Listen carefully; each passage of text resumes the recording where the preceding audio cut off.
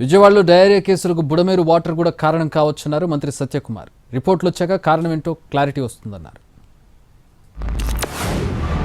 ప్రధాన కారణంగా చూస్తే కొన్ని చోట్ల నీరు అని, పానీపూరి తినడం వల్ల అని, కొన్ని చోట్ల వంకాయతో కలిపిన ఎండు చేపలు తినడం కారణంగా అని, లేదా నిన్న మొన్నటి తినడం కారణంగా రకరకాలుగా చెప్తున్నారు.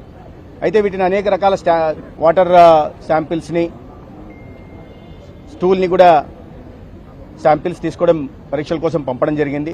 అయితే ఇది బుడమేరు ప్రాంతం, భూగర్భ జలాలు కూడా కలుషితమైనాయా, అటువైపు నుంచి ఏదన్నా ఈ ఆర్ఓ ప్లాంట్ల నుంచి నీరు తాగడం వల్ల వస్తుందా అనే విషయాన్ని గమనిస్తూ ఉన్నాం. అయితే ఈ పరీక్షల రిపోర్ట్లు వచ్చిన తర్వాత వీరి మీద ఒక నిర్ణయం తీసుకుని దానికి తగిన విధంగా జాగ్రత్తలు తీసుకుంటాం. తప్పుదో పట్టిస్తా ఉన్నారు.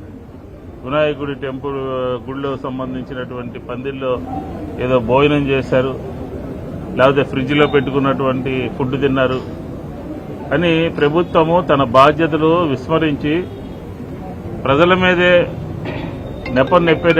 నెట్టేటటువంటి ప్రయత్నం చేస్తా ఉన్నారు. ఈ రోజేమో వైద్య ఆరోగ్య శాఖ మంత్రి గారు వచ్చారు, ఏమీ లేదు బుడమేరు మూలంగా కంటామినేషన్. అంటే 150 మంది ప్రాణాలకి విలువ లేకుండా, బాధ్యత లేకుండా ఏం మాట్లాడుతున్నారు మీరు?